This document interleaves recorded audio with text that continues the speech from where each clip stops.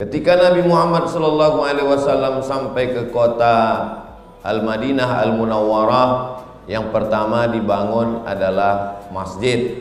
Bukan rumah dulu, masjid dulu.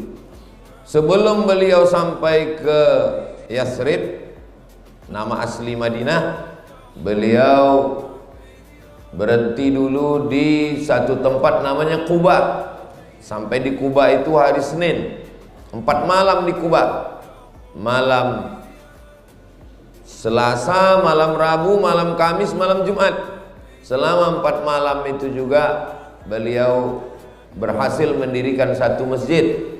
Itulah dia Masjid Quba. Mudah-mudahan nanti panjang umur, sehat badan, kita bisa sholat di Masjid Quba dalam program umroh bersama Ustadz Abdul Somad. Ongkos tanggung masing-masing.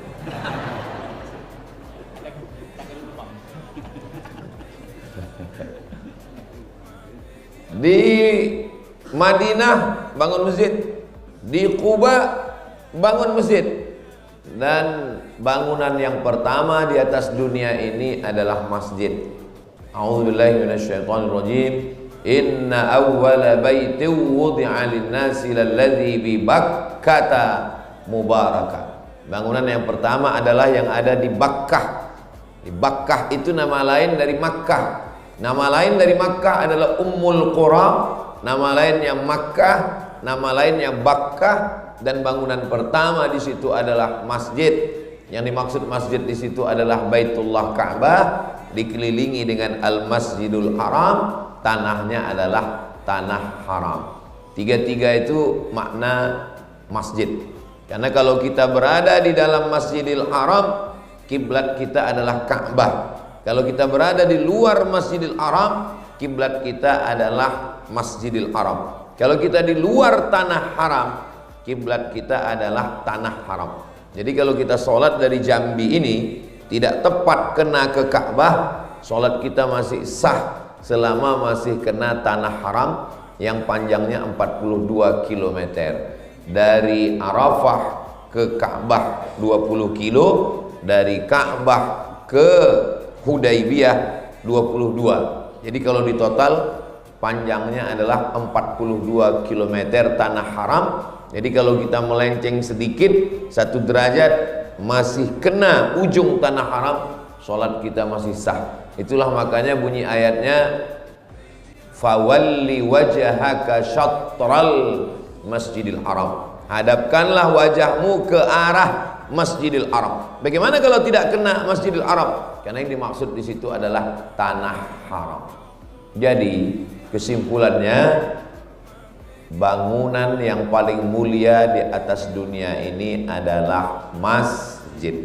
Maka siapa yang mau dimuliakan Allah, bangunlah masjid. Mudah-mudahan kita sebelum mati sempat bangun masjid, insya Allah. Cita-citakan dalam hati, saya sebelum mati bangun masjid. Makanya dalam hadis Nabi dikatakan, bangunlah masjid walaupun sebesar kandang kucing. Kandang kucing sebesar apa itu? Itu perumpamaan bahasa ungkapan. Jangan pula pulang dari sini bangun masjid sebesar kandang kucing. Maksudnya rumah yang paling kecil, itu tidak bisa dimaknai. Ungkapan-ungkapan itu jangan dimaknai secara tekstual. Sama seperti ungkapan orang, suami kepada istrinya, apa kata dia sebelum menikah dulu, 1000 tahun kau kan kunanti. Itu bohong itu. 40 tahun aja udah sesak napas, mau 1000 tahun.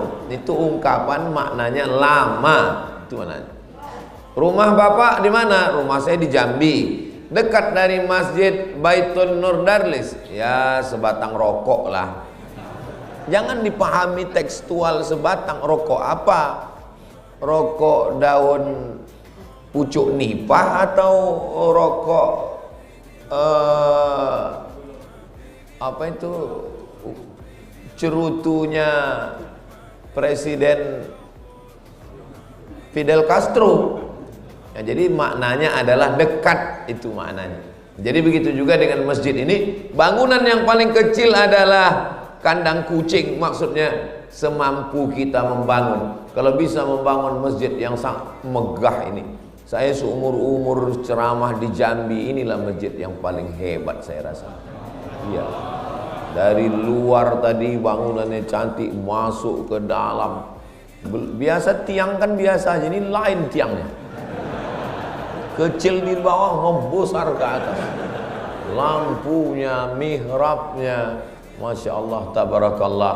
Mudah-mudahan semua yang masuk ke masjid ini, orang dari Aceh, dari Medan mau pergi ke Palembang, mampir kemari. Orang dari Jawa, dari Palembang mau pergi ke Medan, mau ke Riau, singgah ke Jambi. Jangan lupa kalau ke Jambi, singgah ke Masjid Baitun Nur Darlis. Kenapa? Karena masjidnya bagus, inspiratif, cantik. Di dalamnya juga Masya Allah, tak ada angin masuk tapi dingin. Kenapa? Karena AC-nya kencang. Lampunya juga bagus. Nah, ini bagaimanapun juga, apalagi di atas ini pakai keramik. Ini kami di bawah ini menengok ke atas ini macam akuarium besar. Ada ikan hiu, ada lumba-lumba. Man bana masjidan, siapa yang bangun masjid, banallah mithlahu baitan fil jannah, dibangunkan Allah untuknya satu tempat dalam surga. Ini yang membangun masjid ini dia sudah booking satu tempat di surga. Tapi jangan gara-gara itu tak sembahyang lagi. Ditanya, kok kenapa nggak pernah ke masjid? Aku sudah booking tempat. Maka bagi kita wajib umat Islam itu berniat. Kalau dia tanam kelapa sawit, dia tanam kebun kelapa, dia tanam pinang, saat dia menanam itu dia berniat, aku berniat kalau duitku cukup nanti aku bangun masjid. Karena itulah setiap raja-raja, sultan-sultan berkuasa di satu daerah, yang pertama dia bangun adalah masjid. Tengok sultan-sultan Melayu di mana? Dari mulai atas menanjung Terengganu, di atas perbatasan dengan Thailand, Fatani, sampai ke paling bawah Johor, sampai menyeberang ke Sumatera di Aceh atas, turun kita ke Medan, Kesultanan Delhi, turun lagi Kesultanan Riau, sampai Kesultanan Jambi, sampai Kesultanan Melayu Palembang. Semua sultan-sultan itu meninggalkan masjid. Harimau mati meninggalkan belang, gajah mati meninggalkan gading, manusia mati meninggalkan kredit. Jangan sampai kita mati tak ada meninggalkan apa-apa. Tinggalkanlah masjid. Kalau kita meninggalkan rumah mewah, habis menjadi rebutan anak cucu menantu. Anak tak terlalu ganas, menantu ini yang luar biasa. Ditinggalkan rumah yang mewah, ditinggalkan mobil yang mahal, habis. Mobil mewah harga 2 miliar itu di rumah hanya bertahan setelah kita mati paling seminggu, habis itu hilang. Kenapa? Ditarik leasing, kredit, baru DP ansuran 3 bulan. Tapi kalau masjid kita tinggalkan, Masjid Baitun Nur Darlis ini kekal sampai hari kiamat insyaallah. 3, tanah wakaf, la yuhabu, tak bisa dihibahkan, wala yurasu, tak bisa diwariskan, wala yuba'u, tak bisa diperjualbelikan. Ini tanah ini adalah milik Allah. Wa annal masajida lillah, masjid ini milik Allah. Lalu kalau dia milik Allah apa maksudnya? Bukan berarti tidak ada kuasa pengurus di situ. Ini memang milik Allah, tapi ada yayasan, pembina, pengawas, ketua, sekretaris, bendahara. Jangan nanti datang orang kemari mentang-mentang tidur dia di sini. Pas dilarang sama pengurus, mohon maaf ya Pak, mau kami kunci. Ini masjid milik Allah. Memang betul milik Allah. Sama macam orang memahami ayat lillahi ma fis samawati wa ma fil ard. Semua yang ada di langit, semua yang ada di bumi milik Allah. Pulang sholat, diambilnya mangga orang. Tanya, kenapa kau ambil? Lillahi ma fis samawati wa ma fil ard. Semua yang di langit di bumi milik Allah. Datang bapak yang punya mangga itu diambilnya batu, dilemparnya. Kenapa bapak lempar? Ini pun punya Allah juga ini kan. Kau pikir kau aja yang hafal ayat gitu.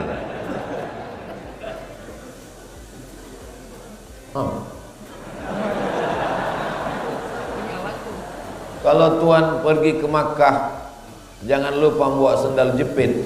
Sudah lama saya ceramah, baru ini drone masuk masjid. Belum pernah seumur-umur saya drone masuk masjid. Ini MUI dan Muhammadiyah, Majelis Tarjih Muhammadiyah mesti mengeluarkan fatwa apa hukum drone masuk masjid.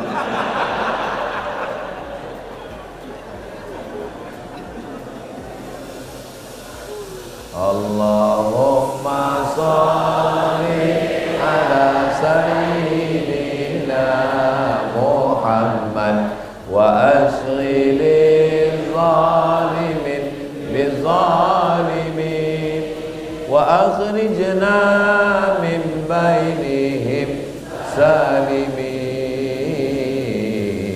wa ala alihi wa sahbihi ajma'in. Begitu cara mengusir drone. Gila ya. Soalnya kalau saya teruskan juga berceramah, suara saya belaga-laga sama drone itu, dan jamaah pun tak fokus, dia sih menengok. Bapak Ibu yang dimuliakan Allah Subhanahu wa taala. Bagus juga itu tadi. Jadi nanti kalau ditanya orang, pernah Ustaz ke masjid kami? Masjid yang mana itu ya? Kadang lupa. Itu Ustaz yang waktu Ustaz ceramah ada drone-nya. Oh iya.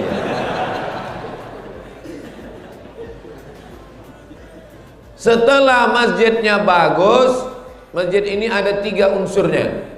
Yang pertama namanya unsur idarah. Idarah ini yang mengatur idarah, adarah, yudiru, idarah, administrasi. Tanahnya urus ke kantor KUA. Makanya nanti kalau suami ibu ke kantor KUA jangan curiga. Mereka mau ngurus surat tanah. Namanya akta ikrar wakaf. Saya wakafkan tanah ini, supaya jangan sampai kejadian macam di internet, dijual tanah masjid.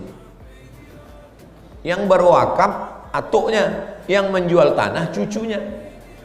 Karena di dalam surat tanah masih ada nama datuknya. Bagaimana cara merubah tanah itu? 2 prosesnya. Yang pertama, akta ikrar wakaf. Berapa lama ngurus akta ikrar wakaf itu? Jam 8 masuk, jam 11 keluar. Kalau macet berarti kurang, tak ada duit pelicin.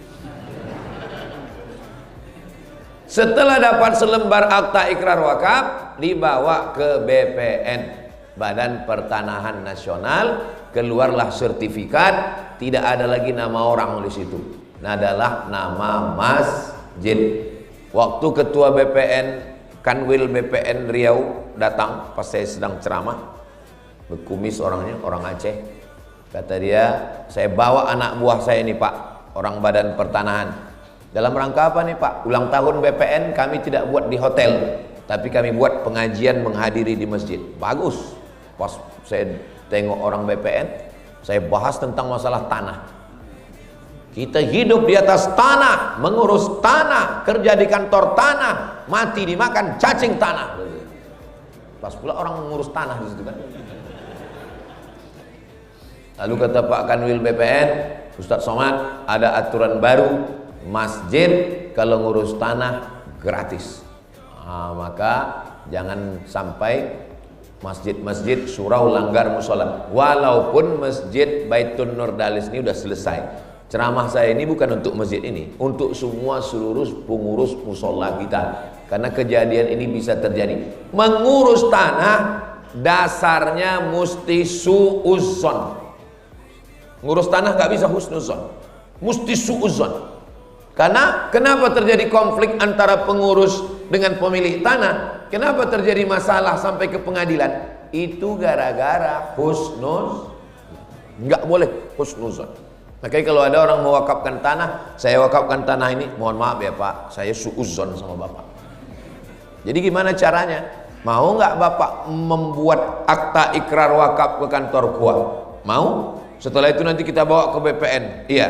Setelah itu selesai, anaknya, cucunya, menantunya, siapapun ahli waris tidak bisa menuntut, dan barulah negara bisa bertindak. Kalau ada bantuan dari dinas sosial, Kenapa bantuan dinas sosial tak bisa masuk ke masjid?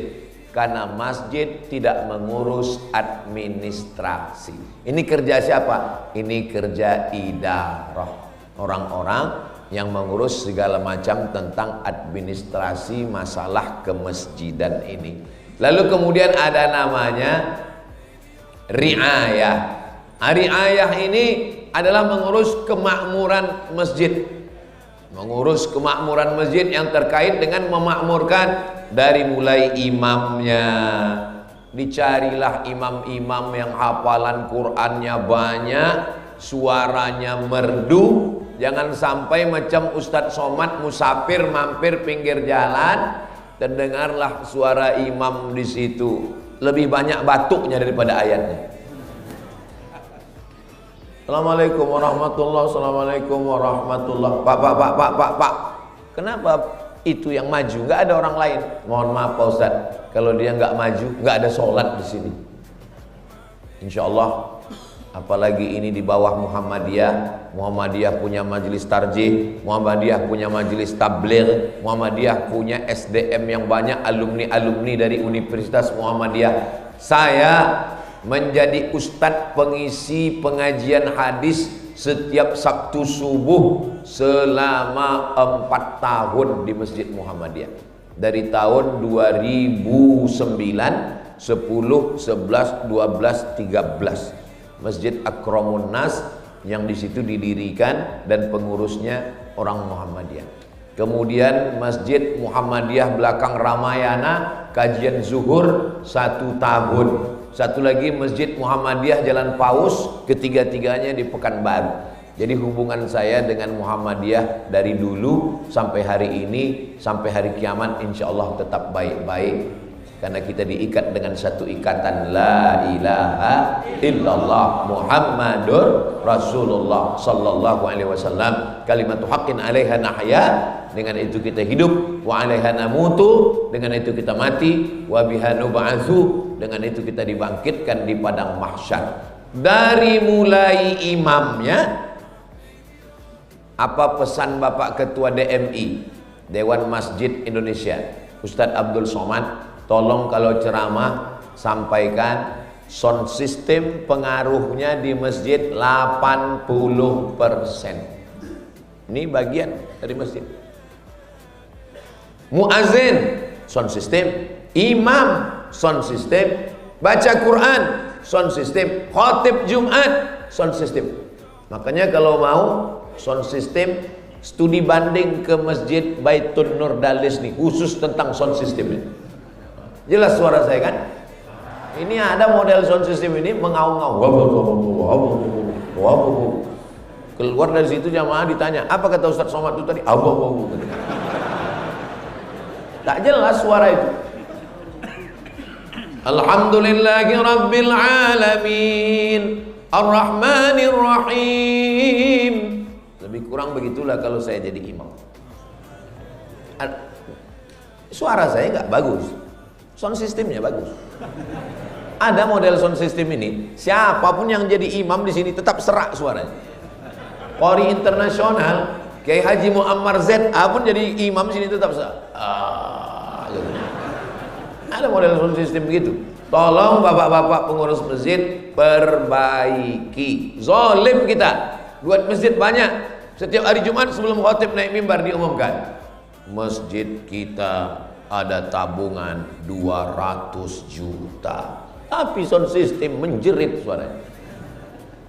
Muazzinnya, cari muazzin yang terbaik. Kalau memang ada mahasiswa-mahasiswa, buat 3 orang mahasiswa supaya dia bisa berganti-gantian. Mahasiswa Universitas Muhammadiyah, kalian muazzin, buatkan musabaqah suara yang terbagus. Allahu Akbar, Allahu Akbar. Begitu. Ini sekarang muazzin sholat seperti muazzin untuk bayi.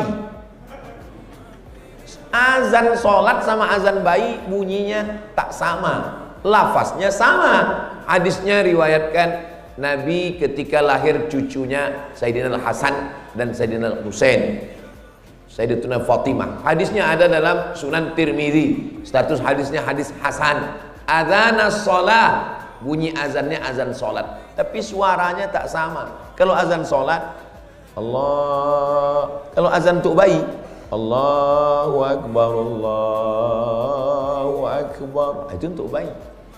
Yang sekarang yang terjadi, azan untuk bayi dipakai di masjid. Allah, anak siapa lahir?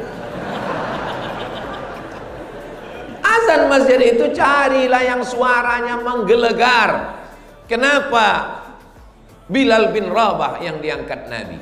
Karena dia orang Afrika. Orang Afrika itu sampai sekarang tetap dipakai karena suaranya bagus. Michael Jackson itu orang mana?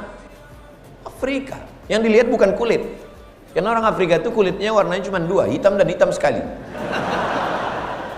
Tapi ini sekarang yang dipakai adalah suara. Orang Afrika itu sekarang internasional mengakui suaranya hebat-hebat. Nah, maka carilah suara yang mantap, muazzin, imam. Anak muda kita tadi, Masya Allah, masih muda, ganteng, suaranya bagus. Kita sudah tua, tak pernah ganteng, suara macam kambing ditarik. Tolong Bapak Ibu jangan tersinggung, ini bukan maksud saya ini maksud. Kadang jamaah ini kalau Ustadz ngomong perasaannya nyindir dia aja. Kunci mendengar ceramah ini satu, jangan tersinggung. Ada beberapa jamaah tersinggung, pulang, meninggal. Bapak Ibu yang dimuliakan Allah Subhanahu wa taala. Maka ini ada yang mengurus administrasi, ada yang mengurus kemakmuran, jadwal khotib Jumat. Supaya apa? Supaya khotib Jumatnya itu memang betul kontekstual terkait dengan zaman sekarang. Jangan dibawanya jamaah itu mundur ke abad pertengahan, mencari masalah khilafiyah ini tidak pernah selesai. Bagaimana umat ini bisa keluar dari buta huruf Al-Quran? Bagaimana cara memakmurkan masjid? Bagaimana cara mendirikan rumah tahfiz Quran? Itu yang mesti kita. Sehingga ketika orang datang kemari, selesai sholat Jumat, dia studi banding. Studi banding bagaimana sound system, studi banding bagaimana arsitek, studi banding bagaimana ngatur AC. Ada yang paling penting mau kami tanyakan nih Pak, iya, duitnya dari mana? Jadi jamaah itu berpikir dia untuk kemaslahatan yang lebih baik. Orang kalau masjidnya nyaman, dia akan datang sendiri tanpa kita panggil. Sekali dia datang, besok dia datang lagi. Aku kalau sholat Jumat lebih nyaman aku di masjid Baitun Nur Darlis itu. Kenapa? Lebih sedap kita tidur siang, kata dia. Saudaraku yang dimuliakan Allah Subhanahu wa taala, kenapa orang tertidur sholat Jumat? Itu karena khotibnya macam menceritakan anak mau tidur. Maka datanglah kelinci, lalu kelinci itu maka digigitnya timun. Itulah maka tertidur. Makanya saya kalau saya khutbah Jumat, ada anak muda yang memperhatikan itu. Kebetulan dia orang sound system.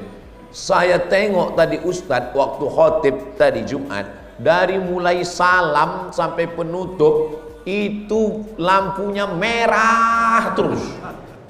Memang begitu saya kalau khutbah.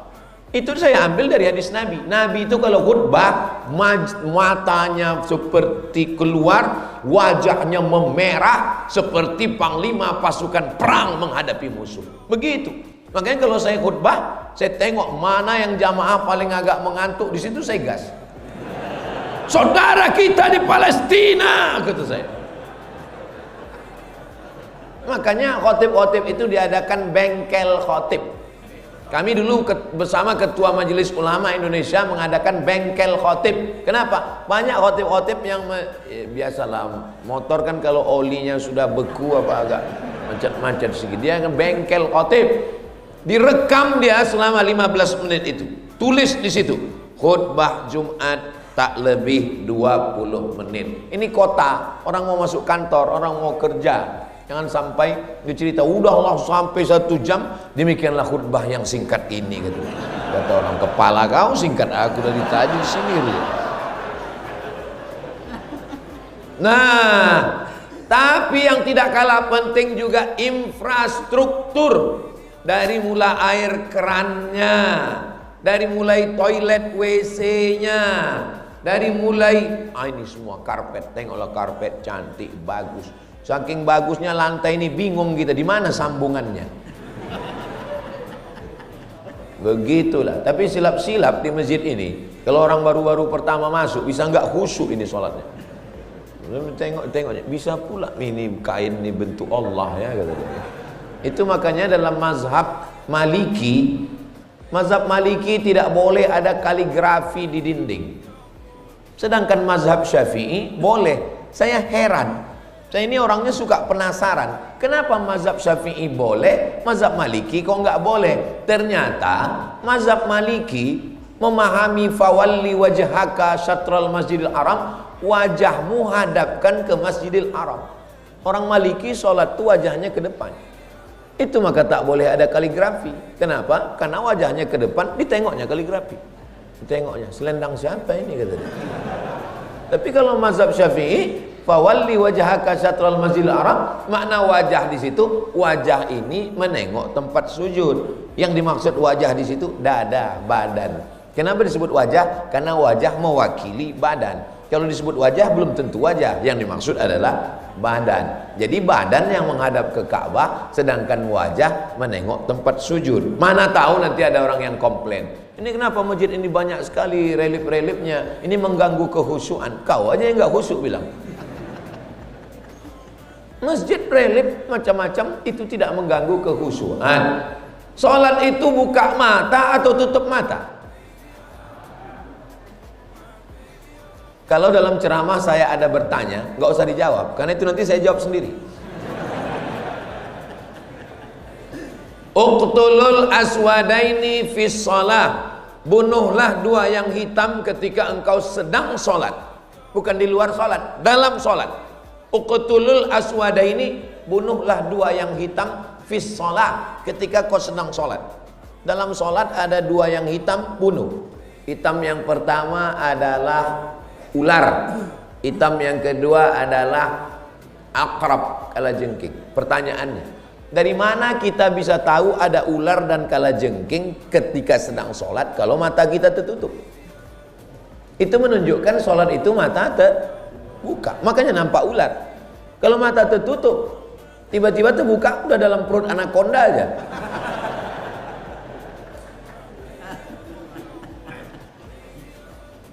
Kalau ada orang lewat di depanmu, engkau sedang sholat, di antara engkau dengan sutroh.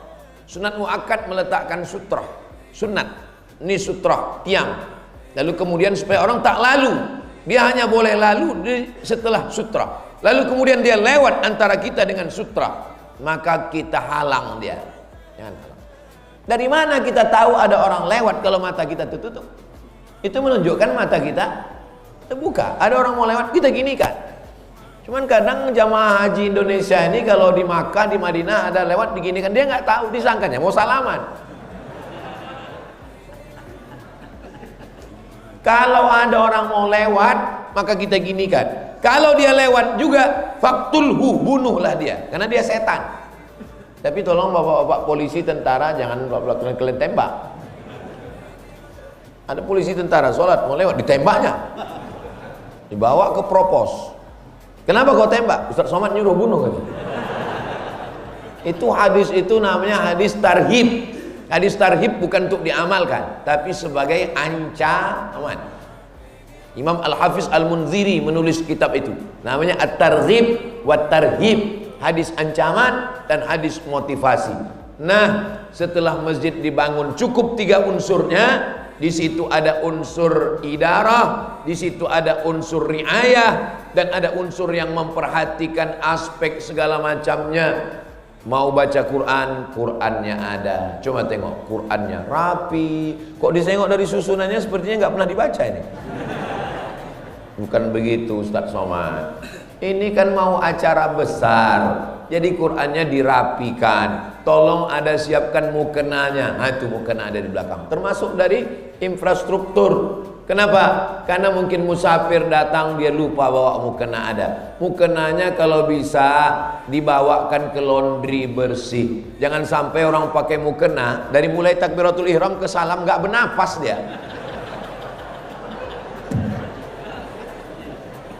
Saking baunya mukena itu. Toiletnya bersih cantik. Kita kalau mau studi banding ke lembaga tetangga sebelah itu, mesti bertanya kita ke security. Mohon maaf Pak security, toiletnya di mana ya? Tapi kalau ke lembaga punya orang Islam, gak usah tanya security. Tarik aja napas, tahu di mana toiletnya. Padahal yang mengajarkan at-tahuru syatrul iman, bukan an-nazafatu minal iman. An-nazafatu minal iman bukan hadis, itu kata-kata hikmah. Yang ada dalam hadis adalah at-tahuru syatrul iman. Suci itu adalah setengah iman. Itu adalah ajaran Islam. Nah, setelah lengkap ini semua bagus, masjid bukan tempat mengkerangkeng Tuhan.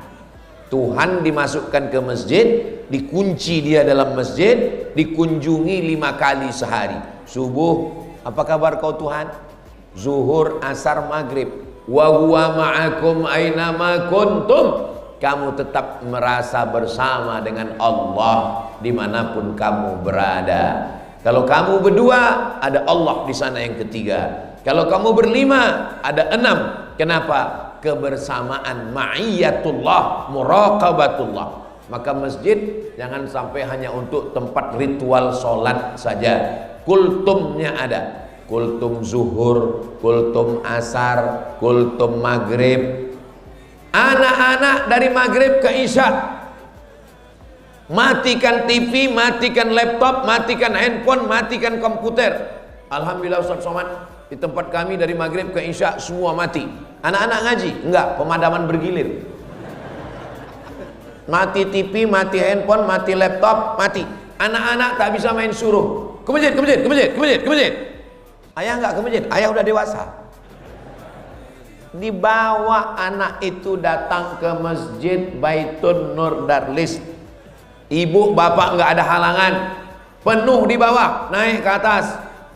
Kalau ada orang mengatakan perempuan itu diskriminatif dalam Islam, perempuan dilemahkan, perempuan direndahkan, perempuan dijatuhkan, datang kalian ke Jambi, mampir ke Masjid Baitun Nur Darlis, baru kalian tahu di sini perempuan lebih tinggi daripada ustaz.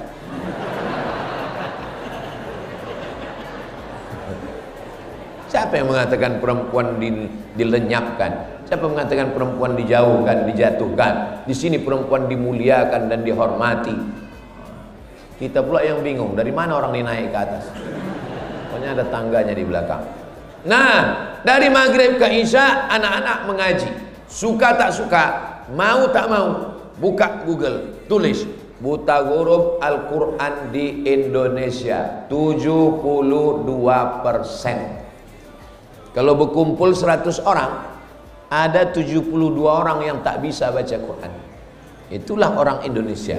Mau tak mau, suka tak suka. Di mana kita mengentaskan ini? Di masjid. Ada 4 tiang, 4 ustadz. Ustadz duduk, anak-anak berkeliling. Sistem ini namanya sistem halaqah. Halaqah artinya lingkaran-lingkaran. 1 lingkaran, 2 lingkaran, 3 lingkaran, 4 lingkaran. Lingkaran pertama Iqra. Lingkaran kedua juz amma. Lingkaran ketiga Al-Quran. Lingkaran keempat perempuan. Guru laki-laki jangan mengajar anak perempuan. Nanti terjadi yang macam-macam, masjid kena. Yang jahat bukan Islam, yang jahat bukan masjid, yang jahat orangnya. Belajar tahsin pula guru laki-laki dengan murid perempuan. Mana bisa? Hah? Maka kalau belajar tahsin, guru laki-laki ngajar laki-laki, guru perempuan ngajar perempuan. Iya, tapi kita kan belajar Quran. Ini kan belajar di dalam masjid. Setan tetap ada walaupun dalam masjid. Kalau setan tak ada dalam masjid, kenapa orang mengantuk? Orang ngantuk itu kan digoda setan. Artinya apa? Dimanapun tetap ada alladzi waswisu fi sudurin nas minal jinnati wan nas. Untuk pengajian ibu-ibu hari Jumat setelah asar. Kenapa setelah asar? Karena biasanya kalau malam ibu-ibu sibuk mengurus. Kenapa dibuat setelah asar? Karena waktu mustajab hari Jumat setelah asar. Fikih perempuan, minta ke Tarjih Muhammadiyah, minta ke Universitas Muhammadiyah, hadirkan ahli fikih perempuan, membahas tentang masalah mandi junub, mandi wiladah, mandi nifas, darah, haid, macam mana tentang terkait dengan fikih perempuan, batasan aurat, kewajiban seorang istri, tanggung jawab seorang istri, khusus fikih perempuan saja. Paling tidak 4 kali sebulan. Jumat 1 akidah, Jumat kedua fikih, Jumat ketiga akhlak, Jumat keempat tahsin. Jangan mengaji melambung-lambung tapi baca Qur'annya tak betul. Kalau bicara fikih hebat, mazhab Hanafi, mazhab Maliki, mazhab Syafi'i, mazhab Hambali, mantap semua mazhab. Tapi pas disuruh mengaji, Bismillahirrahmanirrahim, ijazah. Tak bisa dia membedakan mana za, mana Allah, mana ja. Tapi jangan pula terlalu waktu habis dengan tahsin sampai tak belajar akidah, tak belajar akhlak. Nah, ini tak betul juga. Ada orang yang hulu, melampau dalam masalah tahsin ini, menyebutkan huruf-huruf itu melampau. Salah. Kita bukan orang Arab. Katanya Ustadz agak-agak Arab. Iya, Arab maklum. Bapak Ibu yang dimuliakan Allah Subhanahu wa taala, asal sudah betul menurut standar umum, cukuplah itu sudah. Ini tentang ibu-ibunya, anak-anaknya tiap malam. Oke lah, ada libur mungkin malam Ahad. Tapi anak-anak paling tidak Selasa, Rabu, Kamis, Jumat, Sabtu ngaji dari maghrib ke Isya. Lalu kemudian ibu-ibunya ba'da asar. Bapak-bapaknya minimal seminim-minimnya 3 kali dalam sepekan. Buat ba'da isya supaya anak maghrib tak terganggu. Habis isya otomatis bapak sholat maghrib dengan ibu sholat isya 2 kali. Maghrib isya. Kenapa maghrib sholat? Bawa anak. Isya pengajian. Paling tidak sepekan 3 kali. Iman, Islam, ihsan. Iman, Islam, ihsan ini kajian wajib. Iman, akidah. Islam, fikih. Ihsan, akhlak. Tak ada gunanya hebat, rukun, syarat, wajib, sunat kalau hati bersarang, hasad, dengki, busuk hati. Tapi kita tidak juga bisa balik. Untuk apa kita sholat kalau hati kita kotor? Terus itu maka saya tak sholat karena hati saya masih kotor. Berusaha membersihkan wajah. Idza qumtum ila sholati faghsilu wujuhakum wa aydiyakum ilal marafiq wamsahu biru'usikum wa aydiyakum ilal marafiq wamsahu biru'usikum wa arjulakum ilal ka'bain. Tapi setelah itu membersihkan hati.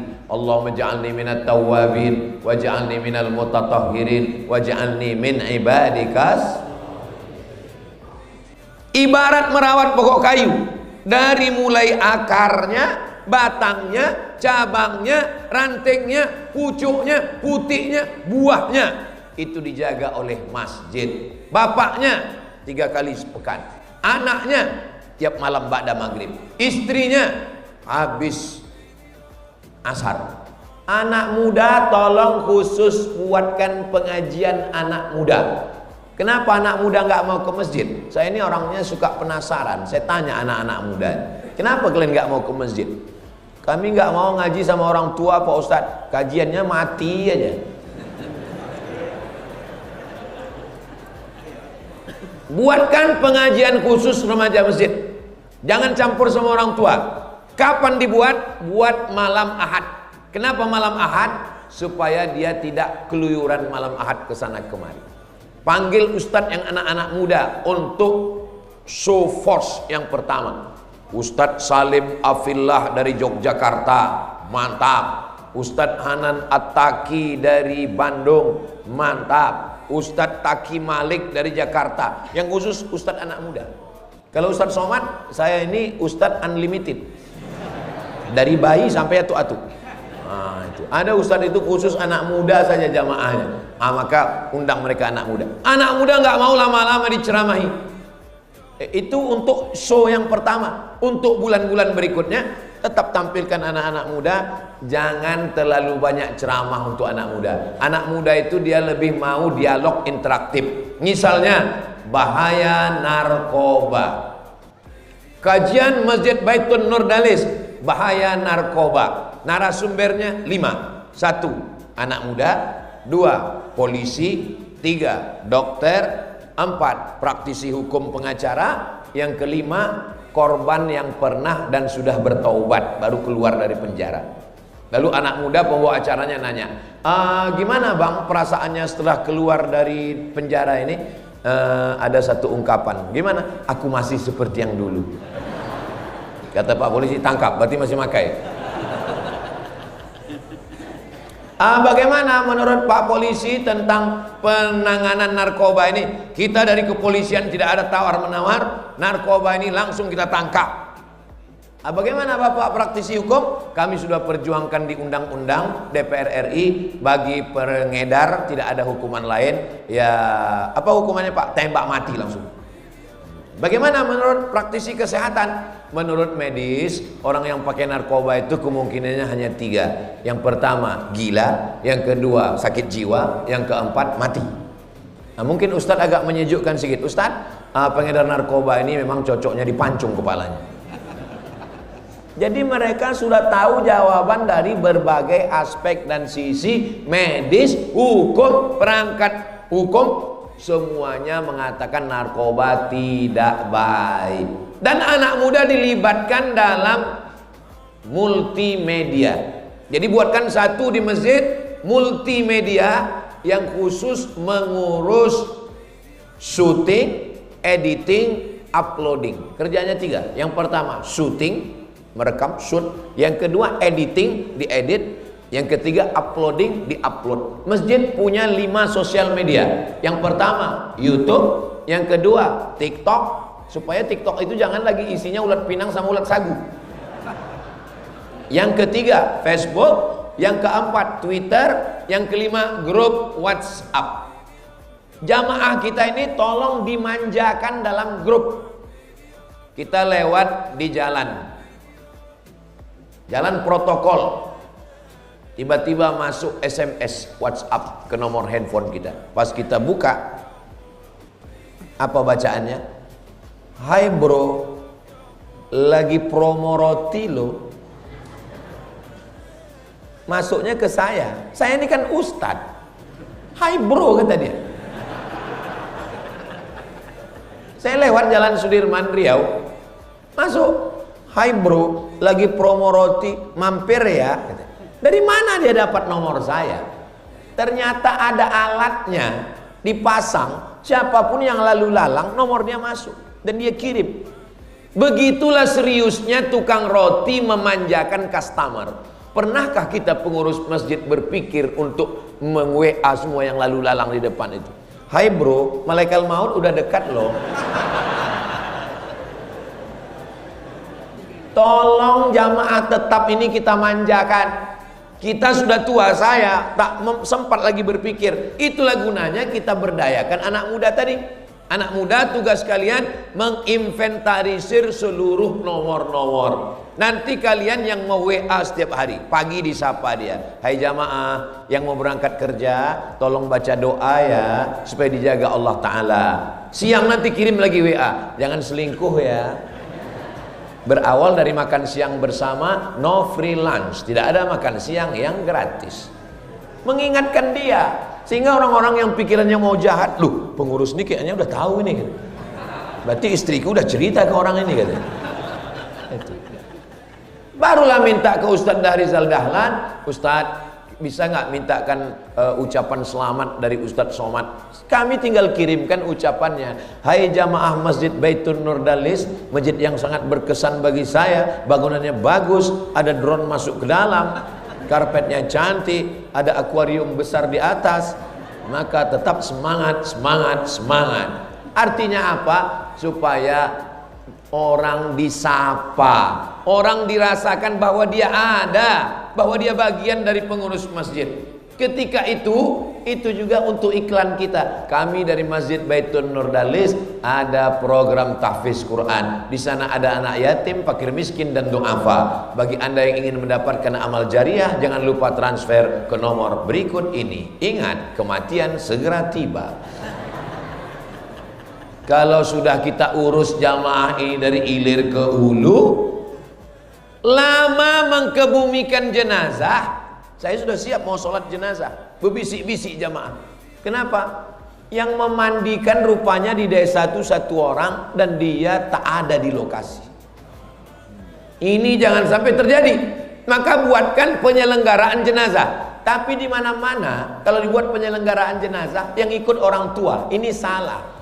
Orang tua inilah yang mau diselenggarakan. Kenapa orang tua ikut? Kalau penyelenggaraan jenazah itu khusus kajian remaja. Saya kalau mati, saya mau anak saya lah yang memandikan saya, mengkafankan saya, menguburkan saya. Anak saya yang mestinya ikut. Maka iya Pak Ustadz, tapi penyelenggaraan jenazah ini modalnya besar. Mana ada modalnya? Tinggal keran air, semprot, door smear. Mana ada modalnya? Itu Pak Ustadz kan mesti pakai boneka. Gak usah pakai boneka. Cari salah satu anak itu yang malas sembayang, dia mandikan. Mandikan dia, gosok dia, kapankan dia. Bilang, mayat gak boleh senyum, bilang. Sholatkan dia, galikan liang lahatnya. Gali liang lahat, cari tanah liat yang keras, keruk ke dalam. Macam mana memasukkan jenazah, kaki dulu apa kepala dulu? Miringnya kemana? Kepalanya ke utara apa ke selatan? Menghadapnya ke kanan apa ke kiri? Tanahnya berapa? Ditengkuk di kaki berapa? Yang turun ke bawah berapa? Tali pocongnya dibuka wajahnya, hidungnya menempel ke tanah, ujung kakinya. Itu jangan sampai anak tak tahu. Dimasukkannya bapaknya tegak berdiri. Nggak tahu dia sama sekali. Adab-adab memasukkan bagaimana? Setelah mengkebumikan, berdiri dia menginjak-injak makam bapak itu. Kenapa kubur itu disiram? Kenapa kubur itu disiram? Karena kubur tidak diinjak. Tidak boleh kita menginjak. Masuk ke pemakaman itu paling afdolnya sendal dibuka. Kecuali becek dan segala macam darurat. Itulah kenapa kubur itu disiram. Kenapa? Supaya tanahnya padat. Memadatkan tanah gembur dengan cara disiram. Ini begitu selesai pemakaman, berdiri orang itu di atas. Untung tak ada sound horek pula untuk memeriahkannya. Mana adab-adab kita? Sedangkan suara telapak kaki orang yang berjalan itu pun didengar oleh orang di bawah. Jenazah mendengar suara tapak kaki orang yang pulang. Tiba-tiba begitu selesai pemakaman, diletakkan batu nisan, datang yang menggali itu membawa cangkol, memukulkan nisan itu ke lompang. Macam tempat ngecor kuburan bapaknya itu dibuatnya. Gara-gara apa ini? Gara-gara tidak belajar. Anakmu boleh S1, S2, S3, S teler, S cendol, S doger, S bandung. Tapi pada akhirnya yang mengantarkan engkau ke pemakaman adalah anak yang mendoakan di tengah malam, Rabbighfirli wa liwalidayya warhamhuma kama rabbayani shaghira. Masjid tempat menjemput pendidikan yang terlewatkan di masa yang lalu. Yang dulu sibuk dengan dunia, sibuk dengan kantornya, tidak pernah sholat. Maka kita mengapresiasi mereka dengan pendidikan non formal, ngaji lagi pakai buku. Untuk fikih saya sarankan fikih bagus, fikih Islam Sulaiman Rashid. Sulaiman Rashid orang Indonesia, spesialis mazhab Syafi'i yang tamat Al-Azhar 1935, orang Lampung asli Pulau Sumatera, bahasanya simple, singkat, padat, bagus. Tidak fanatik terhadap mazhab. Tapi kalau Muhammadiyah punya tuntunan majlis tarjih sendiri yang dipelajari, bagus. Kita tidak intervensi yang sudah dikelola oleh organisasi sosial kemasyarakatan Islam. Tadi saya mulai jam 6, sekarang sudah jam 7, 60 menit kita bersama. Mudah-mudahan 60 menit ini bernilai amal soleh insyaallah. Akhirnya saya ucapkan tahniah, selamat Bapak Ibu jamaah yang punya masjid yang bagus, tinggal mengisinya dengan ibadah, tausiah, menuntut ilmu. Aku qauli hadza, terima kasih segala perhatian, mohon maaf segala kesilapan. Saya tutup dengan pantun penutup, menangkap puyuh di Bukit Selasih. Thank you dan terima kasih. Wassalamualaikum warahmatullahi wabarakatuh.